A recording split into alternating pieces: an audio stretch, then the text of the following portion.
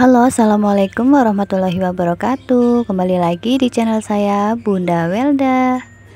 Apa kabar teman-teman semua? Semoga selalu dalam keadaan sehat ya, dan semoga selalu di dalam lindungannya.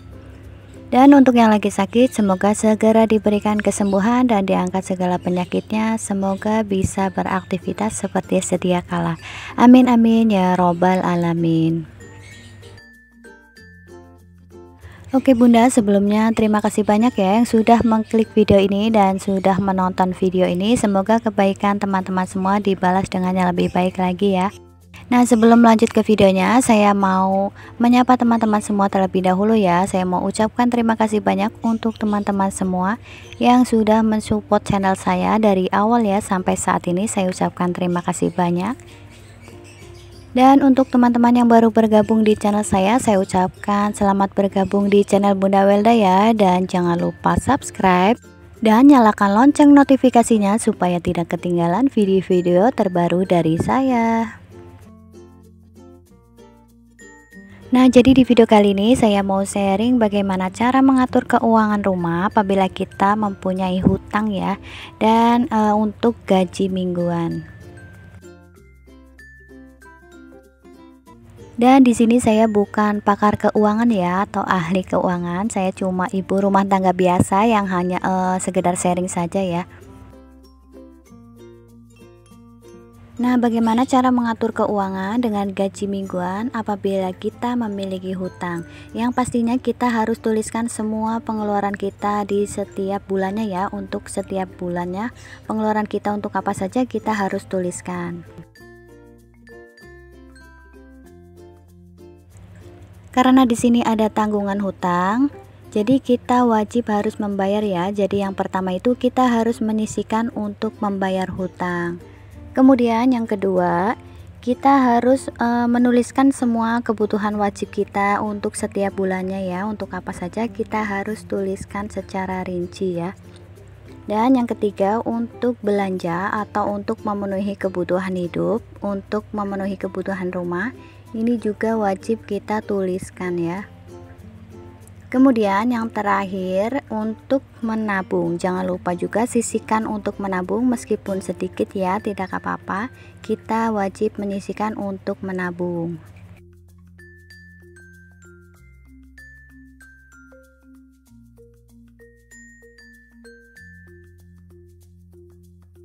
Oke, langsung saja. Yang pertama ini kita wajib menyisihkan ya untuk membayar hutang. Nah, ini untuk hutang ini kita utamakan ya lebih awal ya untuk membayar hutang. Kemudian untuk kebutuhan wajib. Nah, di sini kita harus mencatat semua ya untuk kebutuhan wajib kita setiap bulannya. Yang wajib ya untuk sebulan itu untuk apa aja kita harus tuliskan.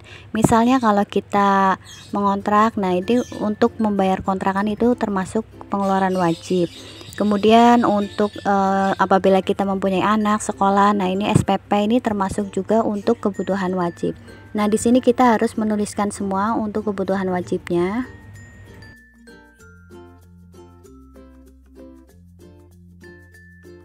Dan selanjutnya untuk pengeluaran belanja ya atau untuk kebutuhan hidup, untuk memenuhi kebutuhan rumah. Di sini kita harus rinci semua ya. Untuk kebutuhan rumah ini misalnya kayak untuk belanja bulanan atau untuk sayur, belanja sayur ya, kemudian keperluan anak. Nah, di sini kita harus tuliskan semua. Untuk pengeluaran kebutuhan rumah ini kan pastinya pengeluarannya itu tidak tetap ya, berubah-berubah. Nah, kalau untuk pengeluaran wajib itu kan sudah pasti ya, wajib setiap bulannya itu segitu pengeluarannya.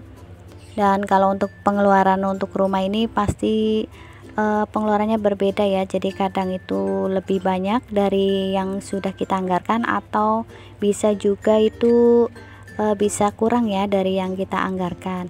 Nah, jadi untuk pengeluaran kebutuhan rumah ini sebisa mungkin kita harus bisa menyisihkan untuk menabung ya.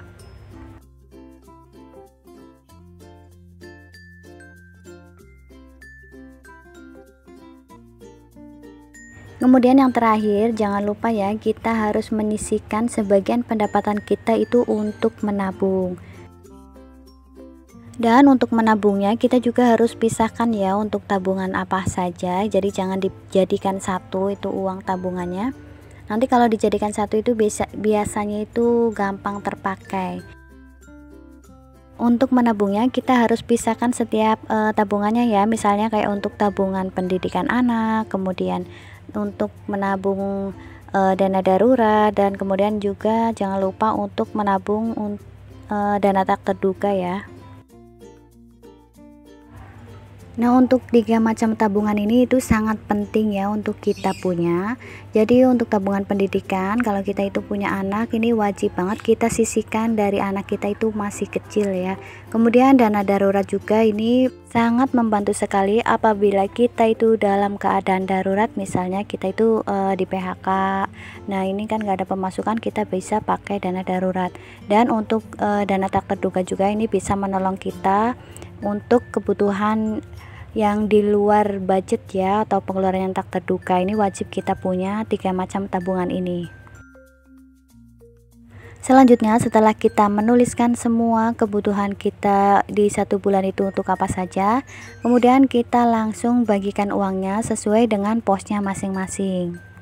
Nah, karena di sini karena punya tanggungan hutang ya, jadi yang pertama itu kita wajib membayar hutang. Jadi kita sisihkan untuk hutang sebesar 700.000. Kemudian untuk kebutuhan wajib kita untuk rumah sebesar 730.000, kemudian untuk SPP anak 150.000. Nah, ini kita harus total semua ya. Dan untuk keperluan rumah, untuk belanja bulanan sebesar 455.000, kemudian untuk keperluan makan ya atau belanja sayuran 600.000. Selanjutnya untuk keperluan anak 350.000, dan untuk pegangan suami ya 600.000. Dan yang terakhir untuk menabung, untuk tabungan pendidikan sebesar 100.000, kemudian dana darurat juga 100.000, dan dana tak terduga 200.000.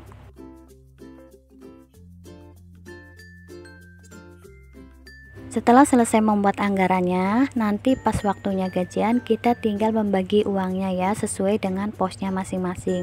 Nah, karena di sini itu gajinya per 2 minggu sekali, jadi yang pertama itu untuk gaji yang pertama kita utamakan dulu untuk memenuhi kebutuhan wajibnya, dan sisanya itu untuk memenuhi kebutuhan rumah ya.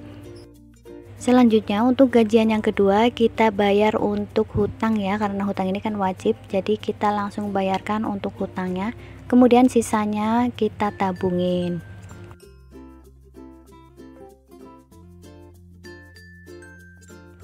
Nah, kira-kira seperti ini ya cara mengatur keuangan rumah apabila kita itu mempunyai hutang. Dan untuk gaji mingguan ya, yang pertama itu pastinya kita harus bayar dulu untuk hutang, kemudian untuk kebutuhan wajibnya setiap bulannya untuk apa saja kita harus rinci, dan yang ketiga itu untuk belanja untuk kebutuhan rumah, dan sisanya itu untuk menabung ya, jangan lupa sisihkan untuk menabung. Jadi seperti ini ya gambaran bagaimana cara kita mengatur keuangan apabila kita itu mempunyai hutang. Dan untuk pengeluarannya itu bisa kita sesuaikan dengan pengeluaran kita masing-masing ya.